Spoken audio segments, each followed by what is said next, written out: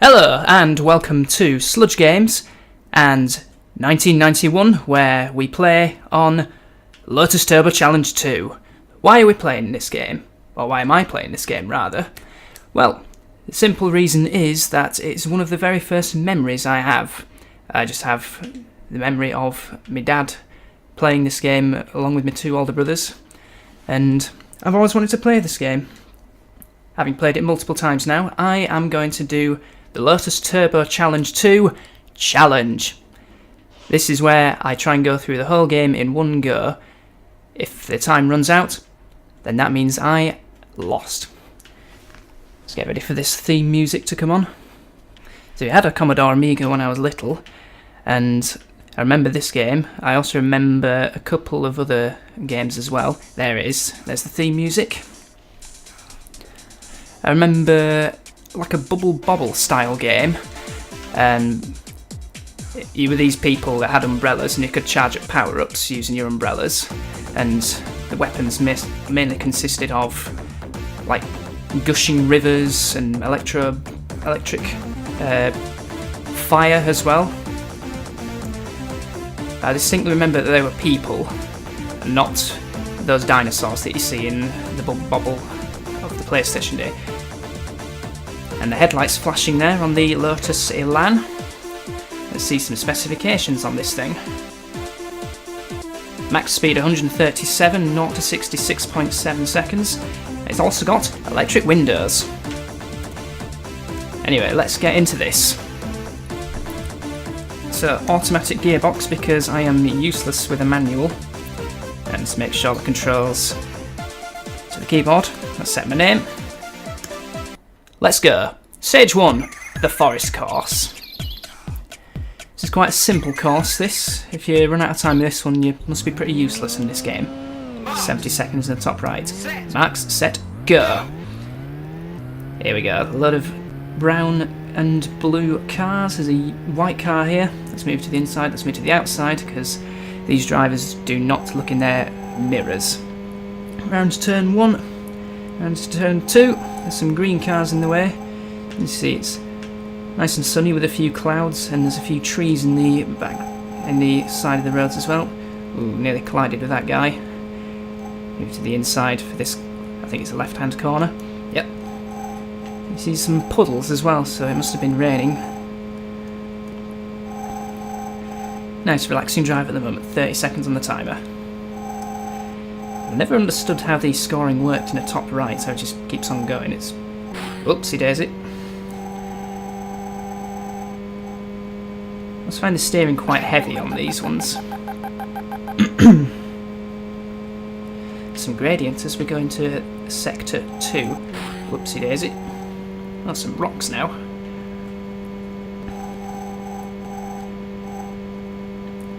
So the three ones that I remember the most out of this game, which is this one, because obviously it's the first level. Then there is the next one, which is the night course, one of my favourites. And then the other one, for some reason which I remember, is the sixth one. Oh dear, that did not go too well. But for some reason I remember the sixth one most, because I remember Danny and Andy trying to experiment with different passwords. That's a little thing that you'll see coming up on here. If we complete the levels. If we do get to the sixth one, there's a log in the middle of the road there. Oh, some puddles. There should be a log on the left. Because logic, that's why. Use the logs to jump over the rivers. No logs, just last bit of water. Oh, didn't notice that tree in there. It just came out of nowhere. Nearly collided with that guy. Log? Yeah. All seems to be going relatively smoothly at the moment. As we approach sector 4. Adds 48 seconds on the timer, which is a bit of a strange number if you ask me. Green car, move to the outside. I think what's a bit weird about this is that no matter what speed you're entering in the corner, you will take it exactly the same as you would. So at the moment I'm going 130 7 miles an hour, it was.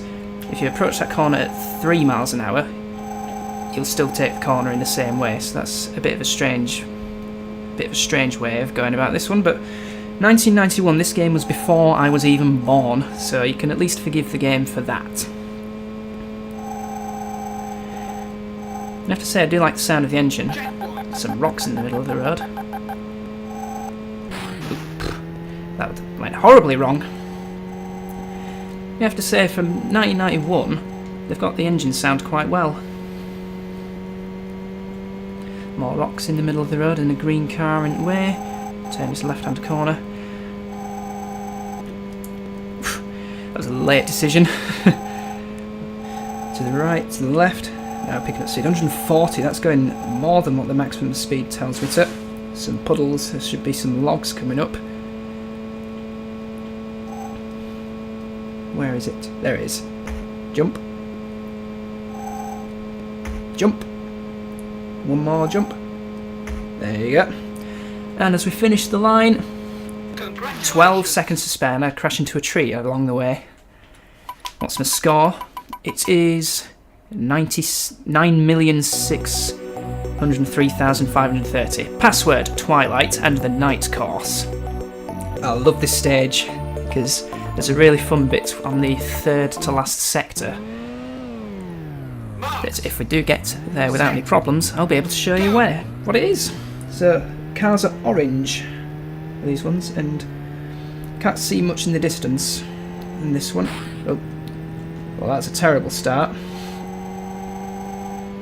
I'm driving the Esprit now with a flat top speed. I can't remember how much, but I think it's around 150. Oh, this is going terribly at the moment. I'm crashing into everything. So it don't help that I can't set the controls for this.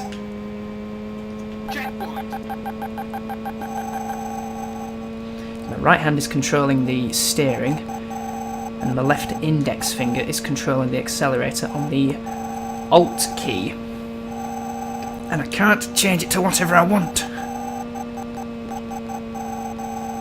Actually, I think top speed's 154, I've just remembered that. On flat grounds, but I'm not going to give too many spoilers away. Ooh, I was getting a bit critical on time, but I'm okay now.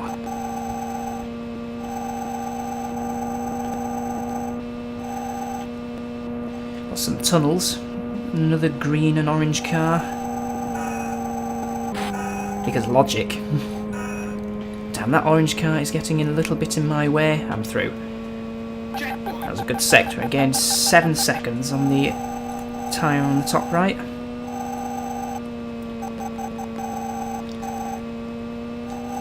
Ah, where's the corner?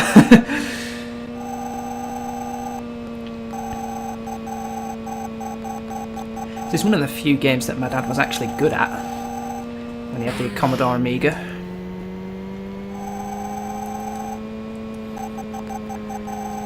Oh, and fun fact, Laura has a Commodore Amiga as well, still to this day. She has games such as James Pond, and she says that she enjoys that game very much when she was playing on the Amiga when she was little. We're in this sector now. Top speed now 156. So that's the speed I've got up to, and flat lines. Bounce off the walls. Which should not really be allowed, but Lotus physics. No cars in the way, hopefully. There we go. Downhill. And downhill a little bit more. Yes. Top speed now 181 as we approach this sector, which goes completely nuts. Whoa, Jesus. Whoa. Ugh. You have to commit going into there. I think I had about 10 or 11 seconds to go on the timer when I hit that checkpoint. Now as I approach this next checkpoint, I have gained 6 or so seconds as we enter the last sector. There's an orange car in front. That will be Fernando Alonso. Oops, oh, terribly wrong. Lots of traffic. Very wide piece of track, 5 lanes. One of the widest in this game.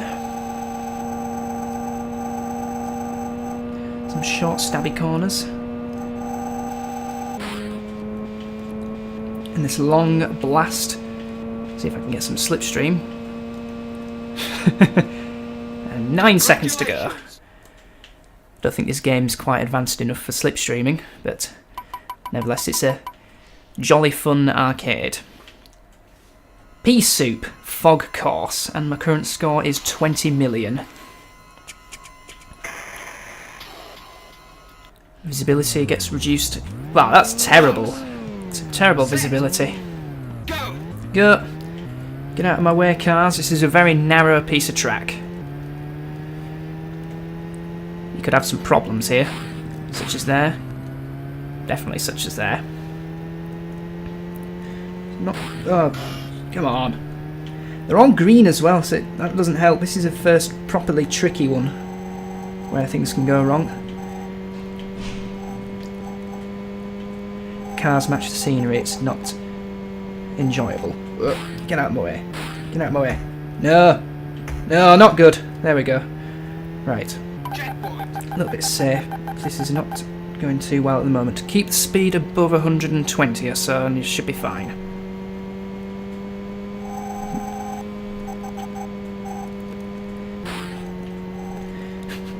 I was on the inside eye of the line.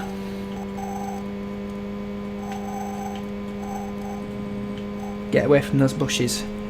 Again, because you can't see the distance too well, it's hard to know where the corners are coming up. I'm safe for another sector. Right, no more cars in the immediate vicinity as we're going to a left. Flat on the throttle, and to a right. Just play around with the throttle a little bit. Sort of like how Senna used to do in the turbo days.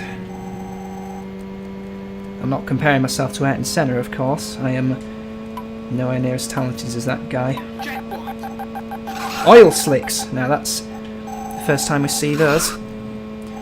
Kind of luck-based, but you can sort of judge where you're gonna... Oh, jeez. Where you're gonna go. Car in the way again. Drop the speed below 100. This is not good. I didn't have much time left on the clock. So... might have to clutch at straws a little bit. Oil slicks. More oil slicks. Oil slicks. Way. Right, that was a not bad sector. I gained 2 seconds. But there is, I remember, a sector here which you absolutely have to be faultless on. Otherwise, you might run out of time. Didn't tell me what kind of corner was coming up. Rescued that somewhat. Also, because it is foggy, you can't exactly tell if you're going downhill or uphill. Go on, go on, go on. Or flatlining. 3. Right, there's a right here.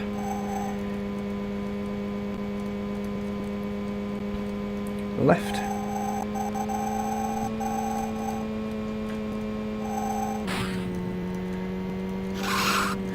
And there's also some corners here which don't exactly tell you what corners are coming up with the markers on the right. Save that one. Right. 3, 2. Right. Is this a sector where it doesn't tell you what corners are coming up? Yes, I do remember.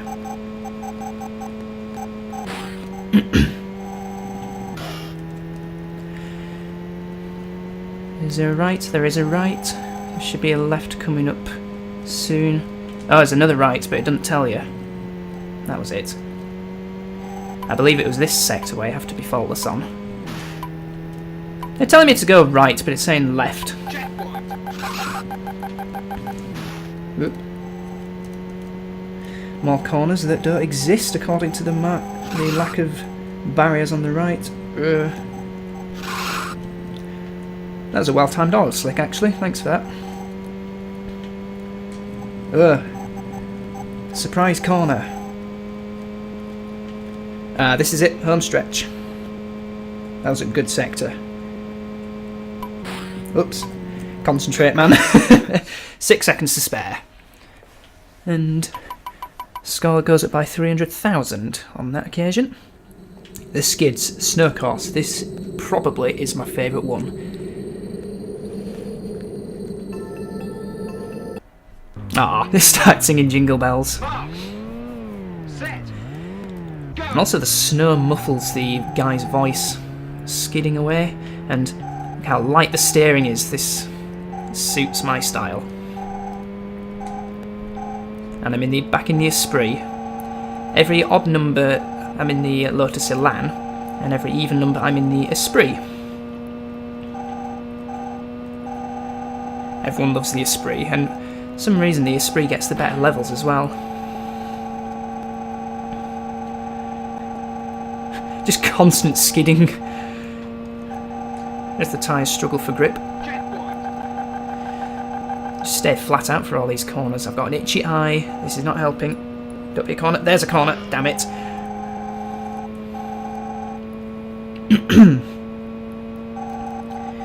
Because the steering is so light, you can judge these cars better in front of you. Slipstream, and pull out at the last moment.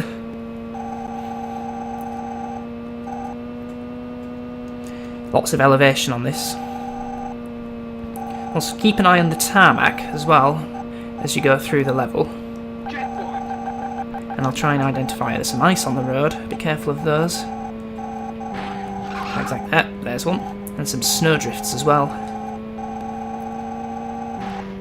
And some snowy trees. I'm off the throttle for too long. I need a big long turn that doesn't force you to slow down, so I can keep the speed up. Whoa, not good. Oopsie daisy. That's terrible. I have to start playing with the throttle a bit more. I've just been going flat out ever since, like, I don't know how long, but this is a fairly straight sector. Lots of elevation. Yeah, picking up speed. Careful of the snowdrifts, they will slow you down the more you hit them. You just about saw there the tarmac going a little bit lighter. That's a nice little touch there they added there. Right in slap bang in the middle, this is good.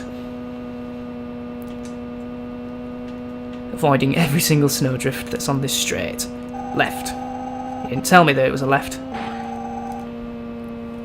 Still bouncing, there's a checkpoint. I've actually lost a second according to that timer, but oh dear. I'm a little bit reckless if I'm honest. And the road's getting narrow as well, that is the effect of the snow.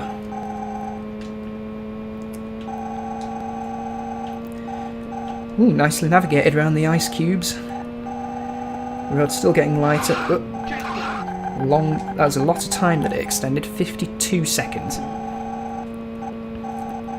Can barely see the road anymore.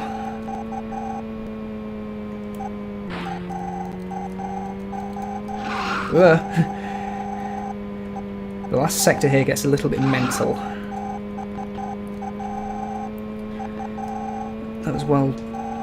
That was trial and error, was that corner. Don't tell you, but the steering is so light, you just chuck it anywhere and it'll just go there. That's what I love about this level so much.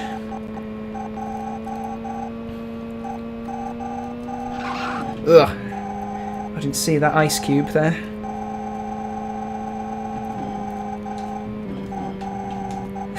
Just trying to turn in as early as possible. Lots of ice. Shunt. Tree. Ice. Ice. Skid, skid, skid, skid, skid. 5 seconds to spare and adding 400,000.